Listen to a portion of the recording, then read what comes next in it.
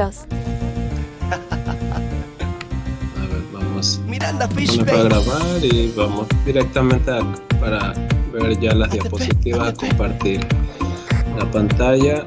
Solamente decirles que ya en el sistema ya han de haber verificado que está la segunda parte de este tema que estamos viendo, la segunda parte de las diapositivas. Están ya subidas en formato PDF para que las podamos revisar. Así que vamos a ir directamente a la parte de la clase. Es el corazón en lore. Por favor, si me pueden confirmar si ven ahí la diapositiva. Sí, doctor. Sí, doctor. Sí se ve. Sí, doctor. Ok, gracias. Entonces, bueno, vamos a ir avanzando. Nos habíamos quedado la última vez haciendo referencia sobre los efectos de la radiación ionizante. Nos recordemos que la radiación ionizante pues puede tener determinados efectos en los tejidos y por eso se trata de ir midiendo, valorando cuáles son las dosis que se utilizan en cada estudio. Estas dosis que son las recomendadas para que no se aparezcan alteraciones o problemas en las partes en los tejidos de nuestro cuerpo. Ahora, si vemos los efectos que puede tener la radiación ionizante, se pueden clasificar de tres maneras, dependiendo del tiempo, de los efectos biológicos y dependiente de la dosis. Dependiendo del tiempo, hay de dos tipos, los precoces y los tardíos. Los precoces, como su nombre lo indica, la alteración o los problemas que se pueden dar se presentan tempranamente en nuestro cuerpo, cuestión de tal vez de semanas, y generalmente se da por una exposición a altas dosis de radiación ionizante. Mientras que aquellos que son tardíos, bueno, tomará ya varios meses o tal vez años en presentarse.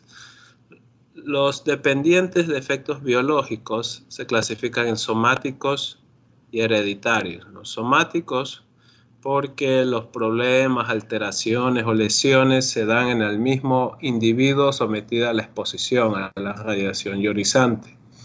En un lapso de tiempo yo voy a presentar algún tipo de alteración debido a una exposición a alta dosis de radiación ionizante, ¿no? Mientras que los hereditarios se establece que pueden haber cambios en el material genético de nuestros gametos, y estas alteraciones o mutaciones luego puedan ser transmitidas a nuestros hijos, a las siguientes generaciones en la concepción, ¿no? Y el dependiente de la dosis, que está aquí resaltado, ya que tal vez es lo más importante para nosotros. Dependiente de la dosis tenemos de dos tipos, los estocásticos y los determinísticos, que bueno, ya vamos a ir viendo más detalle de esto.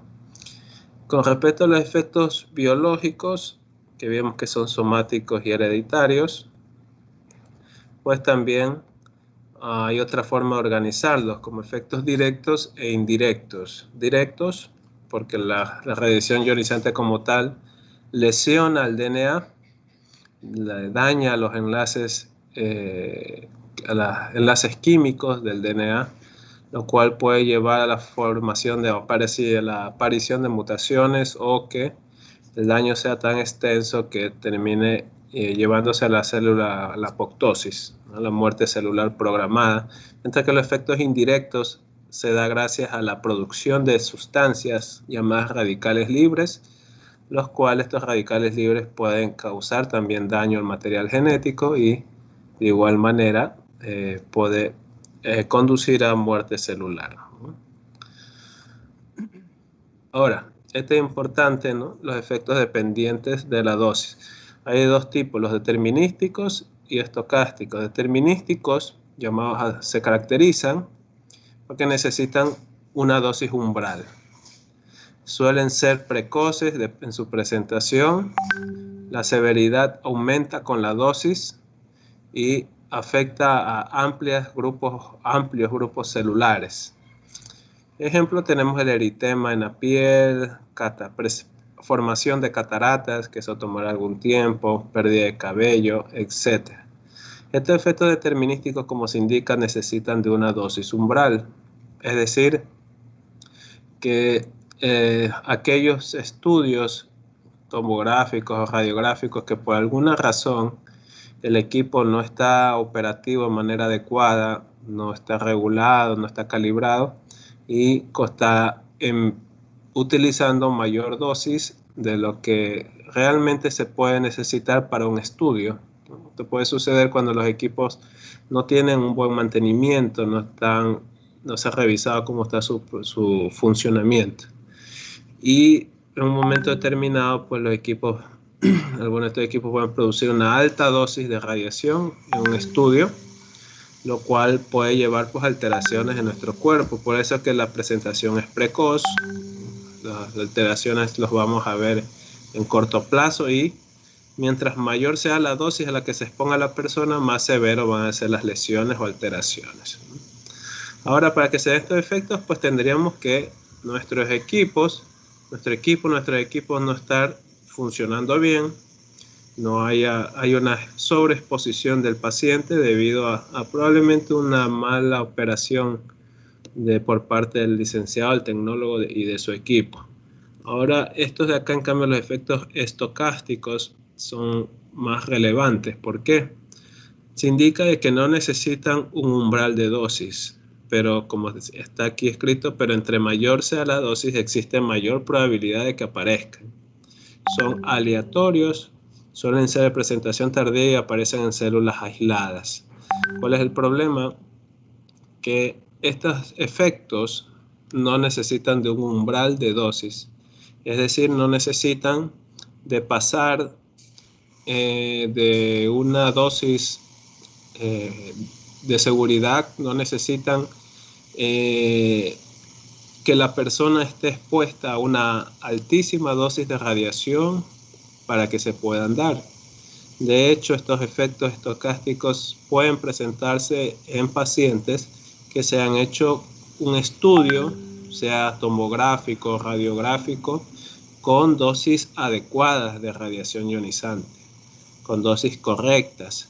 A pesar de que mi equipo esté funcionando bien, que se utilicen dosis recomendadas internacionalmente y de que se hayan seguido todos los protocolos de seguridad, aún así no hay un 100% de seguridad de que no se vayan a presentar algún tipo de problemas por exposición a radiación ionizante.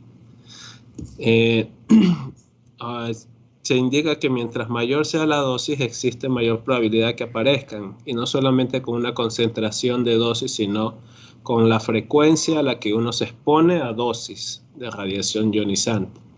Mientras más yo más frecuentemente me exponga a estudios que emplean radiación como tomografía o rayos X, pues aumento mi probabilidad de que por alguno de esos estudios yo llegue a tener algún efecto estocástico. Son aleatorios, como está aquí señalado, es decir, esta probabilidad no es igual en todos. Puede que yo tenga algún tipo de sensibilidad o predisposición a desarrollar estos efectos, puede que otra persona con mis mismas condiciones no tenga esa predisposición. Suelen ser de presentación tardía y aparecen en células aisladas, es decir, no se va a afectar a amplias áreas de nuestro cuerpo, sino son unas cuantas células que pueden verse comprometidas, alteradas, dañadas su material genético y se produzcan mutaciones o se activen genes alterados, y estos pues después puedan llevarnos o nos predispongan a la aparición de cáncer o tipos de cáncer radioinducido. Que el problema de estos efectos estocásticos es la predisposición a la aparición de neoplasias o cánceres radioinducidos. Entonces tenemos esta cuestión, ¿no? De que si bien se ha establecido de que hay una baja probabilidad de que yo, al hacerme una tomografía o una radiografía, más que todo una tomografía que emplea la mayor alta concentración de radiación ionizante, al hacerme yo una tomografía, a pesar de que se sigan todas las normas y protocolos, igual no hay un 100% de seguridad de que yo no me vea afectado de alguna manera por la dosis de radiación que se utilice. Claro, esta probabilidad, como les indico, es baja. no del hecho de que yo me haga una tomografía, ya estoy condenado a desarrollar alguna alteración. Probablemente no suceda nada, ¿no? Pero yo puedo ir aumentando mis probabilidades de que tenga alguna lesión o desarrolle algún problema mientras más me exponga a estudios con radiación ionizante. No es lo mismo si yo me hago una tomografía por algún problema o 2 tomografías, 3 tomografías al año por determinadas patologías que tuve. No es lo mismo a que de repente yo tenga el hábito, la costumbre de ir de un centro hospitalario a otro, haciéndome atender, así buscando porque no me convencí con la opinión que me dieron en un hospital y me voy a otro y luego a otro y en cada hospital me van haciendo varias tomografías, varios estudios y a lo mejor en lapso de meses me termino haciendo 5, 6, 7, 8 tomografías, lo cual es algo que lamentablemente sucede muchas veces en personas o pacientes que les gusta buscar atención y van de centro en centro y en cada centro le terminan repitiendo todos los estudios y ese paciente piensa que pues está solamente a lo mejor tomando fotos cuando en realidad se está haciendo estudios donde se emplea radiación ionizante y aumenta con estas mayores exposiciones, pues aumenta sus probabilidades de que pueda desarrollar efectos estocásticos. Ahora aquí se hace referencia a la llamada radiosensibilidad, ¿no? Aquí, de acuerdo a la literatura, se considera la dosis equivalente recibida por un órgano o tejido para determinar su sensibilidad a desarrollar efectos estocásticos. Es decir, se ha hecho por investigaciones se ha establecido qué parte o órganos de nuestro cuerpo tienen una mayor predisposición a desarrollar estos efectos estocásticos al exponerse a radiación ionizante a baja dosis o a dosis regulares, dosis normales. Los órganos con mayor sensibilidad o radiosensibilidad tenemos a las gónadas, ¿no? Seguido luego por la médula ósea roja, el colon, más que todo el colon distal, pulmón. Ya en un rango intermedio, ¿no? En esta escala de color, un rango amarillo intermedio, tenemos a vejiga, glándulas mamarias, esófago y la glándula tiroides. Y los órganos menos sensibles o radiosensibles tenemos a la piel, periósteo y por último ya los tejidos que quedan como el cerebro, páncreas, vaso, músculos, riñones, el resto del intestino, entre otros, ¿no?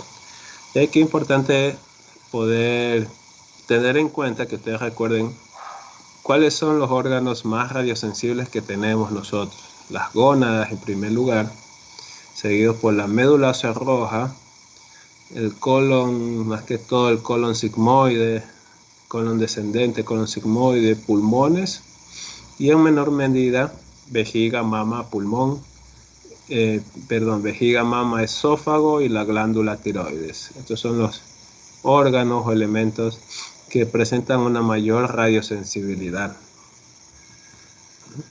Y la cuestión de estos efectos estocásticos es la generación de carcinogénesis radioinducida. Ese es el problema de los efectos estocásticos, ¿no? Por eso se le considera como el efecto más importante las radiaciones ionizantes en dosis bajas, en dosis normales en teoría. La inducción de cierto tipo de cáncer, los cuales los más comunes de este tipo radioinducidos tenemos el cáncer de piel, el cáncer de tiroides, más que todo el papilar, la leucemia, afectación de médula ósea y a la cáncer de mama, más que todo un tipo de cáncer de mama que es el sarcoma. Esos serían los 4 tipos de cánceres radioinducidos más comunes o más frecuentes hoy en día, que se ha establecido una conexión o una relación fuerte entre número de exposiciones y la aparición posterior de este tipo de neoplasias. Causas probables de la carcinogénesis radioinducida tenemos la posibilidad de que se activen genes anómalos, se activen oncogenes debido a la exposición con radiación ionizante, o que directamente haya alteraciones, cambios en el material cromosómico.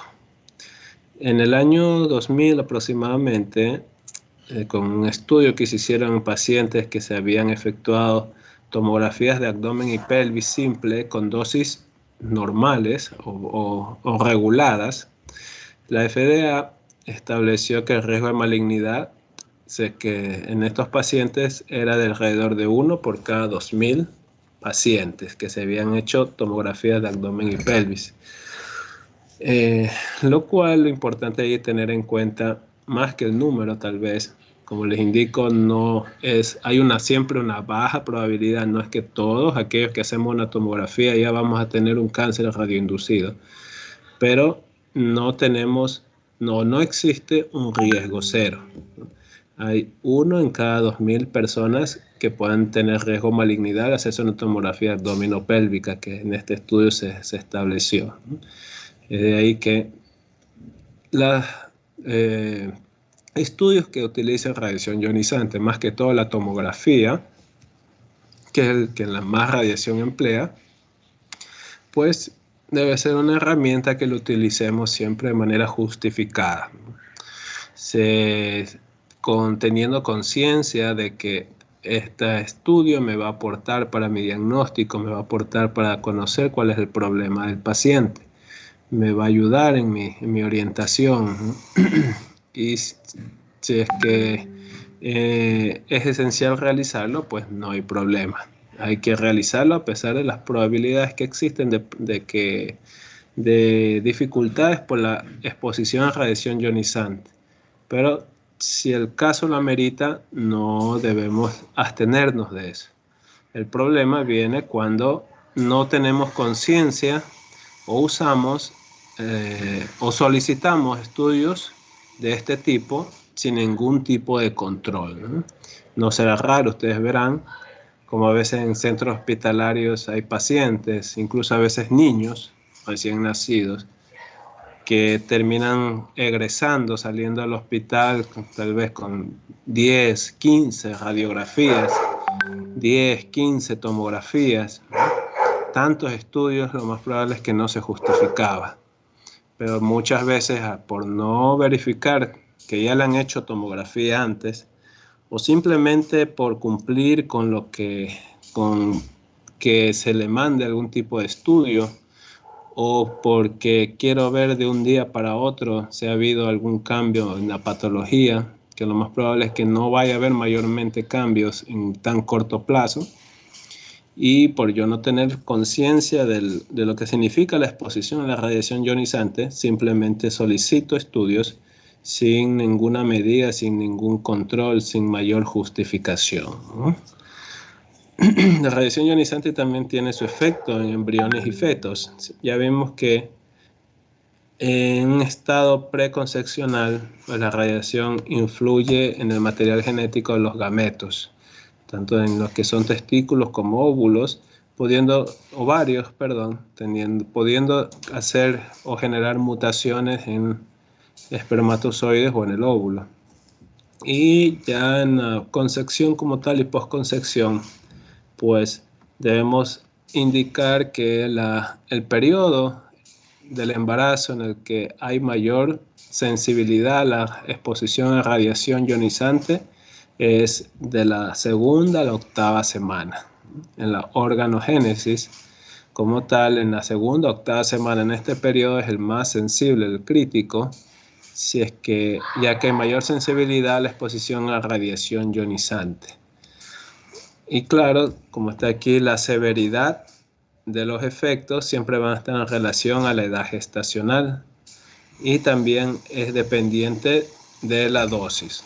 No es lo mismo una mujer que pueda estar recién en su embarazo y se hace una radiografía de tórax o de abdomen frente a mismo paciente pero que se somete a una tomografía abdominopélvica, que la cantidad o la dosis de radiación va a ser muchísimo más o muy superior en el caso de la tomografía.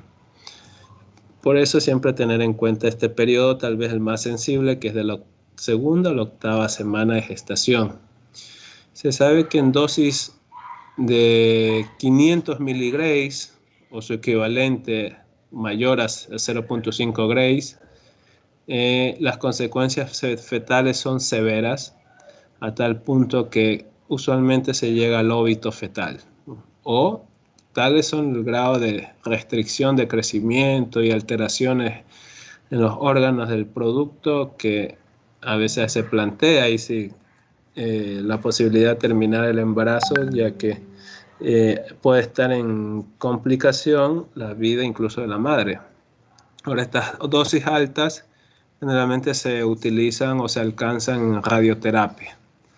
De ahí que actualmente pues, la radioterapia no se lo considera mientras está embarazada, en el periodo de embarazo de una mujer, sino que habría que esperar a que termine el embarazo para recién comenzar o considerar la radioterapia.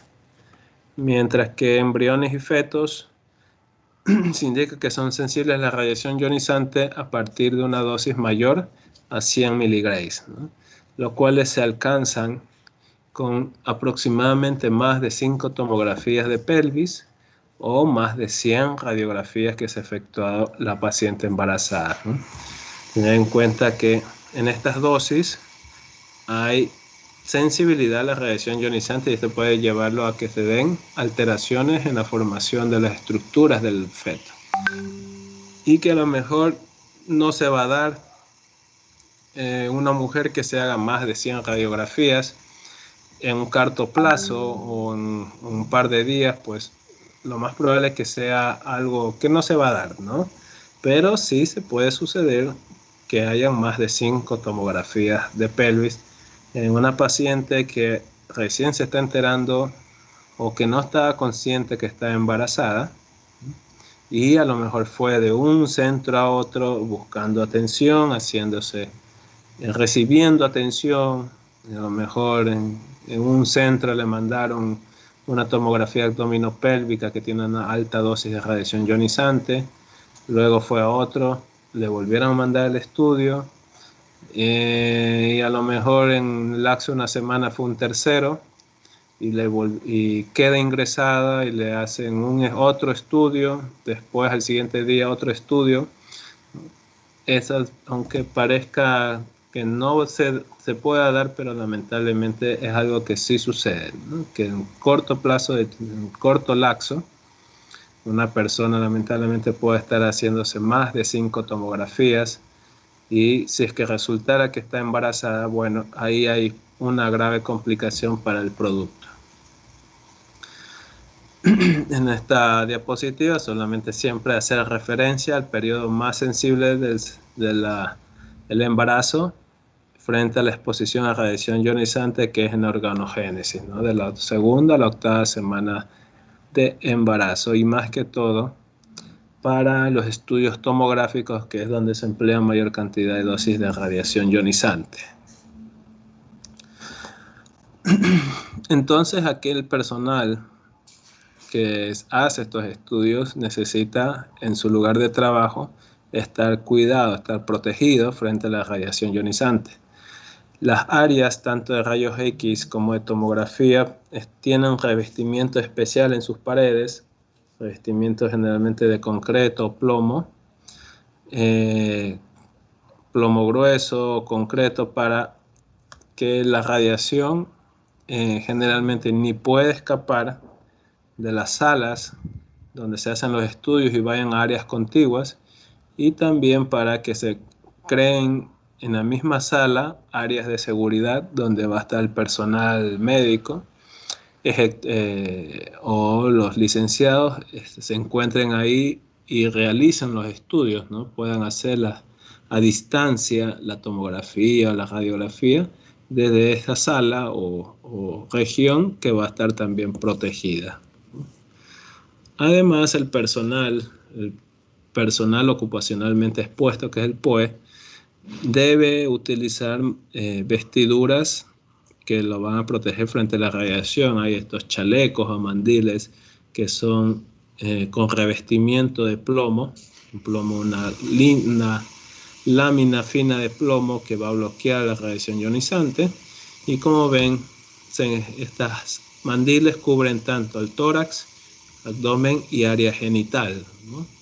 Ya que es importante recordar los órganos que eran muy sensibles: gónadas, médula ósea, región mamaria, pulmones y colon. Además, utilizará los protectores cervicales, collarines, para cuidar o proteger a la glándula tiroides. Hay los protectores individualizados para gónadas. Y adicional, pues también existen cuando va a realizarse algún tipo de procedimiento y se va a emplear rayos X, se puede utilizar también, hay guantes con revestimiento de plomo y asimismo gafas especiales para proteger a los cristalinos. Adicional, en los POE también se les suministra un artefacto pequeño que se llama dosímetro, el cual va acoplado en el mandil o en el traje que utiliza el personal, donde se va a ir registrando día a día cuánta radiación ionizante se ha expuesto el paciente o se ha expuesto, perdón, el personal, y luego serán lecturas, pueden ser mensuales o semestrales o incluso anuales, para conocer a cuánta exposición en todo un tiempo determinado ha estado expuesto el personal que trabaja, ¿no? Aspectos a tener en cuenta sobre la protección para el paciente: los rayos X se utilizan bajo prescripción médica, no son estudios que siempre deben empleárselo con la debida justificación, no de tipo plan administrativo, como tipo campaña, hagámosle a todos una radiografía para ver qué sale. Además, el personal debe tener en todo momento, o se espera que tenga en todo momento disponible, los vestiduras de protección. Los equipos móviles, como en esta foto, este es un equipo móvil de rayos X. Tiene un brazo acoplado en un extremo que está el tubo de rayos X.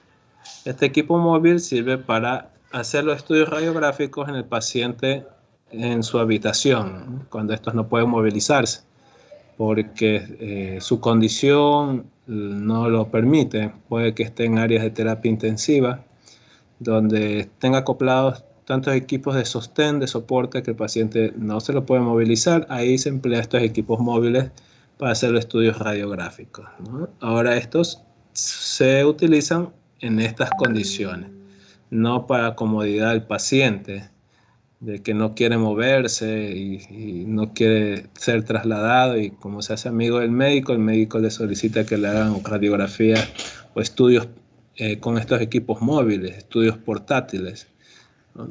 Porque lo único que hacemos ahí es poner al personal, al propio paciente y a otros pacientes que pueden estar en las salas contiguas o en la misma sala, que puedan exponerse innecesariamente a radiación ionizante. Siempre va a ser operado por el personal indicado los estudios de los equipos de rayos X. Debe solamente quedar en la sala el personal que hace el estudio y el paciente, ¿no? Salvo ciertos casos que vamos a ver algo, solo debería quedarse el paciente. Y no es nada aconsejable, a pesar que lamentablemente en muchos centros se hace, no es nada aconsejable hacer las llamadas radiografías corporales en los recién nacidos. Muchas veces se manda a hacer las radiografías tóraco-abdominales, como el recién nacido en su hábito es pequeño, de una vez hacerle toda la radiografía, a pesar de que lo que se quiere explorar es tórax o tal vez abdomen, y de una vez terminamos a ese niño irradiándolo enteramente, a lo mejor sin ninguna justificación. Para el caso de las pacientes embarazadas, siempre se tendrá en consideración, si está embarazada, buscar otra alternativa, otro tipo de estudio opcional que pueda sustituir a este tipo, a la radiografía o tomografía solicitada. Puede, dependiendo del problema, a lo mejor intentar con una ecografía o tal vez otro método como la resonancia magnética, ¿no? Si es que es absolutamente necesario, bueno, habrá que hacer o planificar hacer el estudio, más que todo la radiografía, pero tratando de utilizar medidas de protección para exponer lo menos posible al feto. Y claro, siempre teniendo en cuenta que si es que en algún momento se necesita hacer un estudio, ya sea radiográfico o tomográfico, una mujer embarazada y que pueda haber tenido algún tipo de cuestión que amenace su vida, bueno, entonces obligatoriamente ahí tenemos que hacer el estudio. No podemos estar pensando sobre la exposición a rayos X si lo que tenemos en juego es la vida como tal de la paciente, aunque esté embarazada. Y el estudio pues se justifica, con eso yo voy a poder saber si tiene un cuadro hemorrágico, si tiene una lesión de un órgano. Generalmente esto sucede en trauma. Entonces, a pesar de que pueda estar embarazada, habrá que hacer el estudio tomográfico, radiográfico, ¿no? Pero ya son estas cuestiones o situaciones puntuales donde pesa la vida del paciente por sobre la probable exposición, ¿no?, a la radiación, es riesgo-beneficio. Si no es así, siempre será lo contrario, se tratará de ver opciones o a lo mejor retrasar la realización de estos estudios para cuando ya no haya terminado el embarazo. Otra cuestión con respecto a las personas que están acompañando o que van con el paciente, es importante que solamente permanezcan en la sala el paciente y el personal médico o paramédico, ¿no? El resto de acompañantes deben estar fuera de las salas de rayos X o de tomografía. Puede suceder solamente en caso de incapacidad, de que el paciente por tal requiera a un acompañante, pues más que todo para los niños o pacientes a lo mejor adultos con algún tipo de discapacidad o adultos mayores y que se necesita que un familiar o el acompañante esté ahí para poderlo posicionar o sostener, más que todo para estudios de rayos X. En estos casos, bueno, se justifica que ese acompañante esté también en la sala mientras se hace el estudio, pero debe al acompañante brindarle el blindaje correspondiente, darle los trajes o el traje con su protección para cuello, tórax y abdomen, ¿no? A lo mejor incluso hasta gafas para proteger el cristalino. No es adecuado que por el hecho de que un familiar tenga que acompañar al paciente y se quede en la sala de rayos X para hacer el estudio, pues esté presente pero no se le brinde el equipo del traje de protección, porque ahí lo que hacemos es que esa persona se irradie de manera injustificada y se lo exponga a radiación ionizante. Siempre va a haber personal en las instituciones de salud que se encargarán de ir controlando las dosis de radiación que se pueden captar en las salas de rayos X o en las áreas contiguas. Ahora, esto también es importante lo que es la distancia, ¿no? La distancia entre el tubo de rayos X, para los casos de las radiografías como tal, la distancia entre el tubo de rayos X y donde se localiza donde uno está parado, pues esta distancia, a mayor distancia, se va a ir disipando la dosis de radiación que se puede uno exponer a tal punto de que a una distancia de seguridad mayor a 3 metros desde donde está localizado el tubo hasta donde yo estoy parado, dentro de la propia sala de rayos X, a más de 3 metros es ya una distancia de seguridad en la cual es prácticamente inocua o prácticamente no voy a estar yo expuesto a radiación ionizante.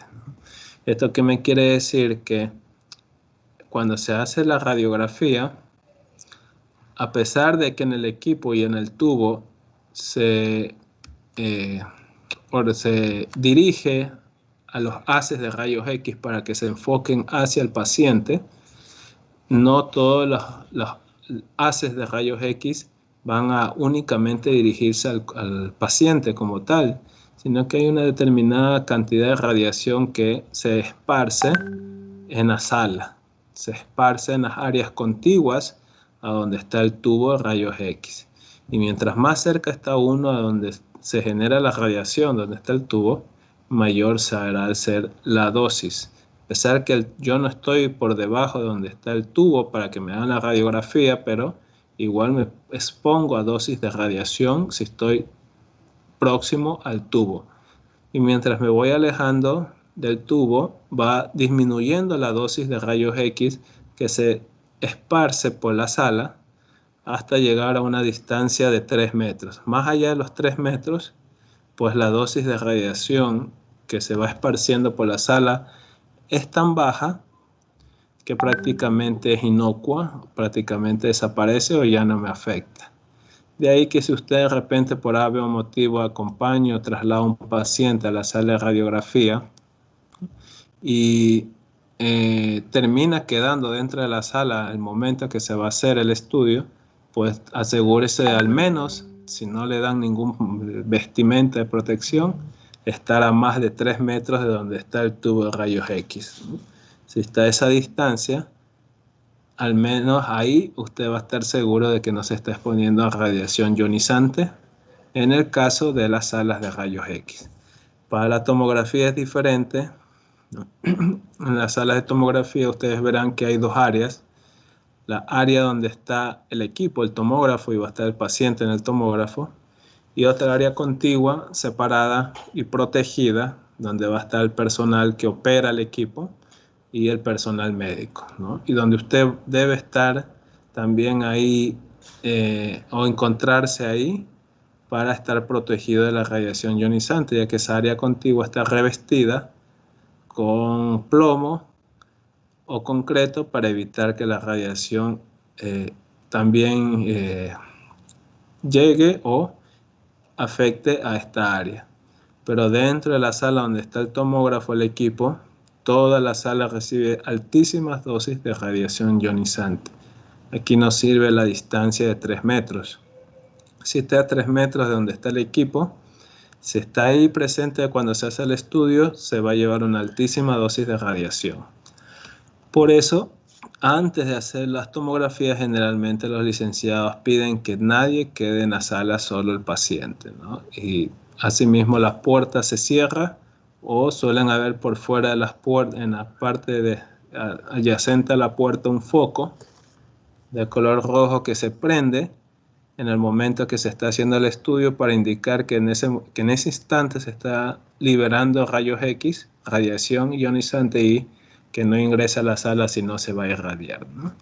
Pero en las salas de rayos X, como tal, para estos equipos de rayos X, a una distancia de al menos 3 metros, usted va a estar protegido por distancia a una exposición de radiación ionizante. Bueno, con esto vamos avanzando un poquito más. Se va terminando la parte de lo que es la radiación ionizante y los estudios de rayos X. Y vemos algo de lo que es tomografía. En tomografía hay dos cosas. Uno, la terminología que empleamos. Si en rayos X empleamos terminología de radioopacidad o radiolucidez, en tomografía lo asociamos los términos a las densidades de los tejidos o llamadas también atenuaciones. Elementos o tejidos que sean muy de alta densidad en su consistencia, en su estructura, se van a ver con un tono blanco en mi imagen tomográfica. A esto lo denominamos como hiperdenso o de alta atenuación. Lo contrario, con tono gris oscuro, ya que tiene una baja densidad o baja atenuación, lo denominamos como hipodenso. Y lo contrario, o digamos en término intermedio, lo denominaríamos como isodenso o densidad intermedia. Estos términos hacen referencia a densidades o atenuaciones, ¿no? Aquello que sea blanco hiperdenso da esta denominación, lo contrario es hipodenso, y cuando es término medio se lo denomina como isodenso. Entonces, referencia a las coloraciones que resultan en estos tonos en escala de grises cuando yo veo mi imagen tomográfica. En este ejemplo, que yo veo esta imagen tomográfica y pueden ustedes verificar cómo hay tonos o colores blancos, negros, o tonos intermedios, de gris intermedio. A estos yo los denomino como densidades o atenuaciones. Lo blanco sería hiperdenso, lo oscuro sería lo hipodenso, muy hipodenso, y esto con un color, un gris intermedio, sería isodenso.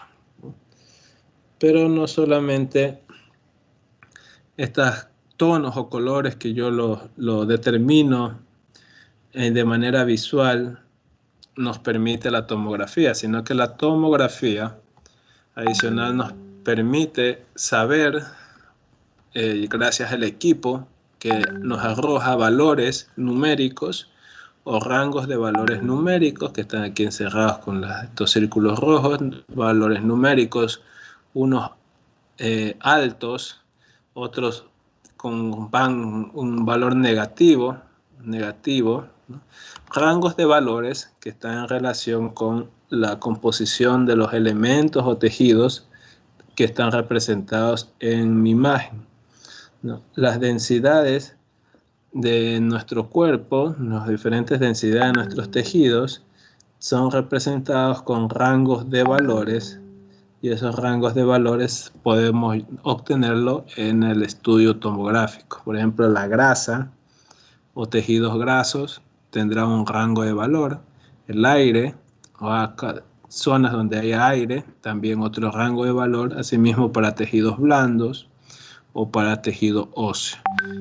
Esos rangos de valores se llaman los rangos de densidades o valores numéricos, que están resumidos en una escala llamada de Hounsfield. Esta es la escala de Hounsfield, ¿no? Esta escala, que nuevamente indico, se emplea en tomografía, y nos lo puede dar el equipo del tomógrafo.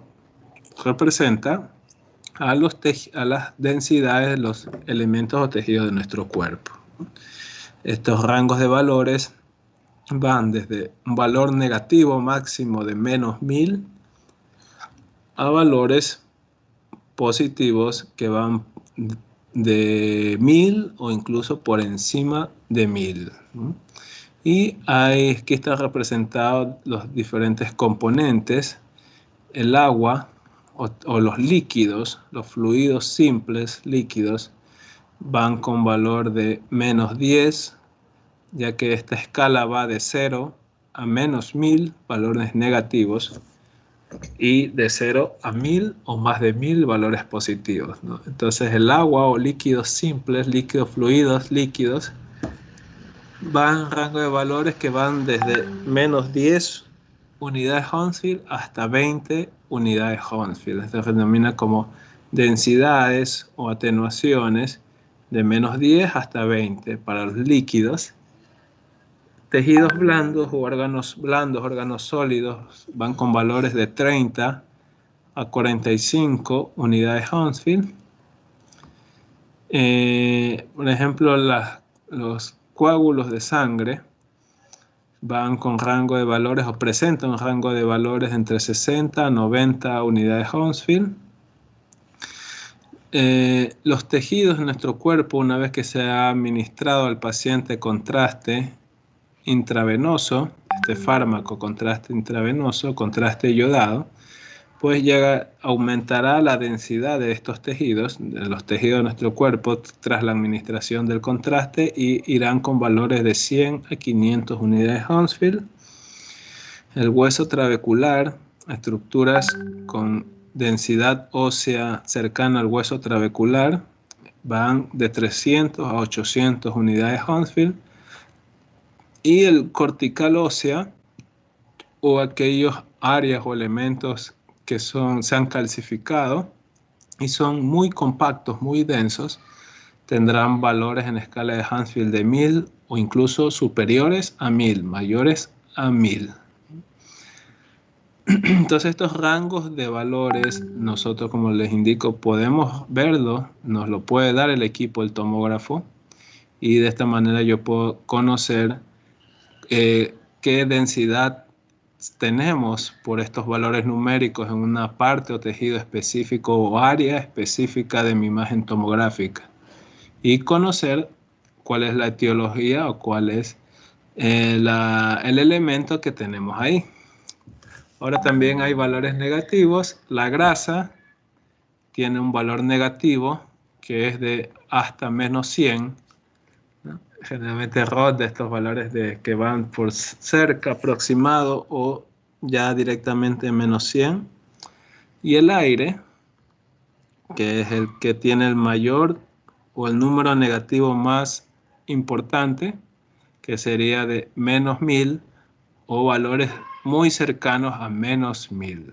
Entonces, el aire en los pulmones probablemente tendrá valores de la escala de Hounsfield, densidades cercanas a menos 1000. La grasa, valores cercanos a menos 100.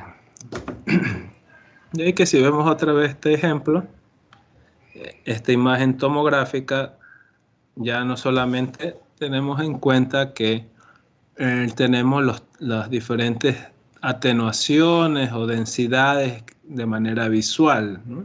Lo blanco hiperdenso, acá el gris intermedio isodenso o lo oscuro hipodenso, sino que también podemos obtener valores numéricos en escala de Hounsfield, y estos valores o densidades nos dice a qué estamos viendo, a qué se corresponde un área específica, ¿no? Por ejemplo, esto con este color gris intermedio me arroja un valor en escala de Hounsfield de 19, que si recordamos es para los líquidos. Seguramente aquí hay fluido denso, que sería la sangre en las cavidades cardíacas. O acá pues que tenemos este valor aquí señalado en el área, esta región de menos 383, un valor negativo que se correspondería a un valor muy negativo de aire. O acá pues que está señalado dentro de este arco hiperdenso, que es seguramente una vértebra, con asimismo un valor de 487 unidades Hounsfield. De esta manera, con estos valores en escala de Hounsfield, nosotros podemos saber las densidades en las diferentes áreas de nuestra imagen tomográfica y conocer de qué está hecho. Si es hueso, si es grasa, si hay líquido, si hay aire. Y si es que hay una zona patológica, una área que está alterada su morfología, pues poder conocer cuál es la probable etiología de esa región por los valores de densidades que hay en escala de Hounsfield, ¿no? Vamos a ver si tenemos a lo mejor una región con tumores calcificados, o tenemos líquido libre, o áreas donde se ha escapado aire, ¿no? Etcétera.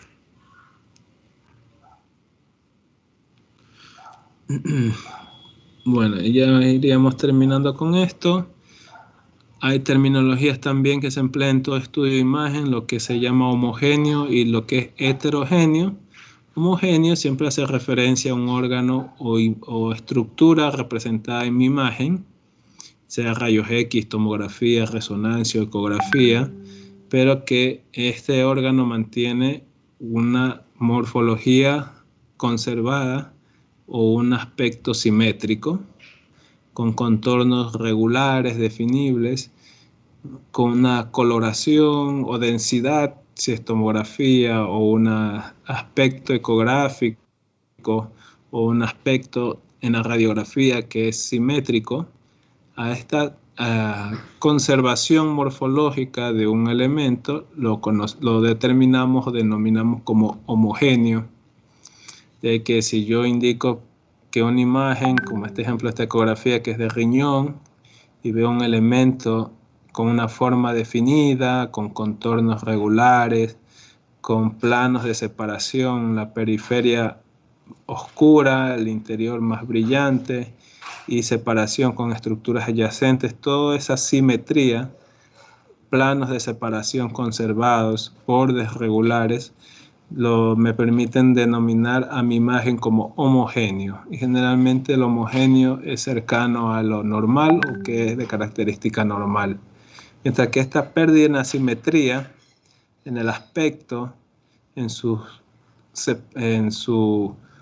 caracterización visual, lo denominamos como heterogéneo, que generalmente se asocia con algún cambio patológico ya de ese órgano, ¿no? Como en este ejemplo, esta ecografía, que si yo comparo con la foto de acá, está totalmente perdido el aspecto esperable de un riñón en ecografía. Acá sí veo una estructura ovoidea con una banda oscura y el centro brillante y perecoico, mientras que acá solo veo múltiples imágenes redondeadas oscuras.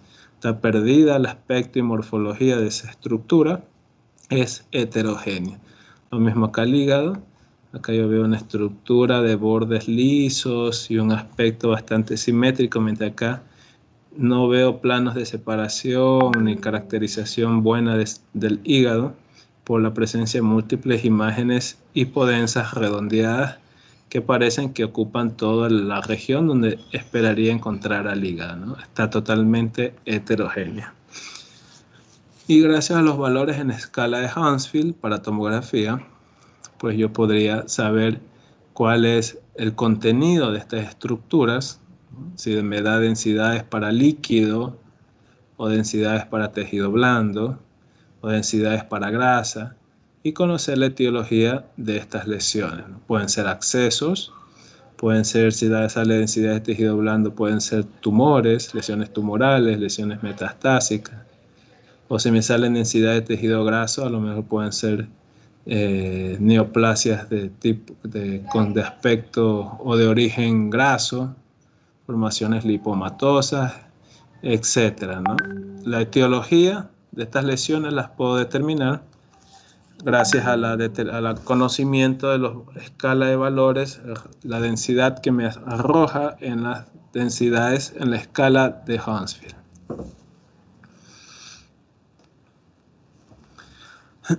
Y de ahí, pues entonces, con estas terminologías, recordamos todo aquello que veamos blanco, blanco como tal, lo denominamos como hiperdenso.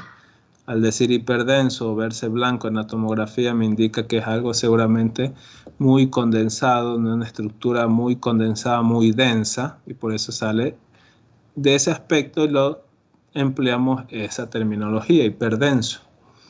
Mientras que aquello que lo veamos en otro extremo, una coloración, un tono oscuro, lo denominamos como hipodenso.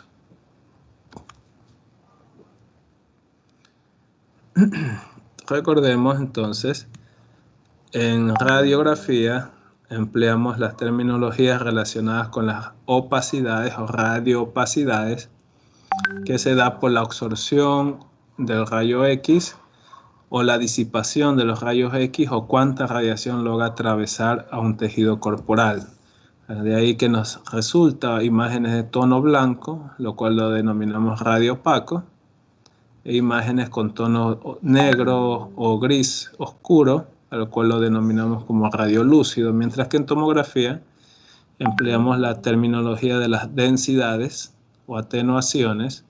Densidad es aquello que sea cercano al tono blanco, lo denominamos como hiperdenso, de manera visual, una caracterización visual, como hiperdenso o de alta densidad o alta atenuación, y lo contrario sería de baja densidad o hipodenso, ¿no? Esos son términos que empleamos en la descripción de los estudios de imagen o que ustedes van a escuchar o van a recibir en reportes de descripciones en cada uno de estos métodos de imagen.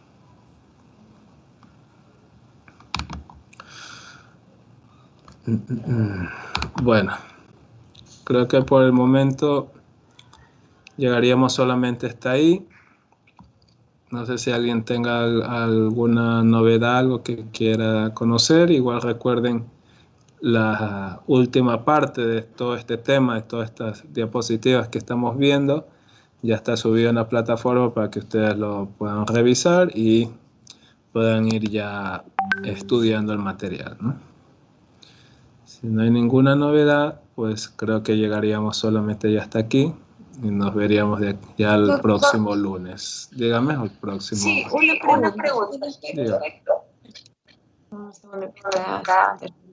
A ver, con respecto a los temas de trabajos grupales, ¿nos va a hacer saber eso en el transcurso de que va a pasar el tiempo? Porque ya mismo estamos casi a la mitad de terminar el primer parcial. Entonces, a eso que me refería. Para lo que son de repente exposiciones. Ajá. Si se puede Sí. decir que Ya, sí, en eso no, bueno, por el momento no se preocupen, ¿no? Yo les he de ir avisando con tiempo cuando vayamos a hacer temas de exposición. Igual como ustedes han de ir viendo, yo trato primero de ir avanzando un poco más con la materia, con el material que ya tengo ya organizado y después entramos a ya temas de exposición, pero todo eso le voy a avisar igual con tiempo para que no les coja, digamos, de sorpresa. Pero por el momento todavía no vamos a hacer algo de eso. gracias. Ok. Bueno, chicos, entonces eso sería todo por hoy. Nos estamos viendo aquí el próximo lunes y pues que tengan buenas noches, ¿eh? Igualmente.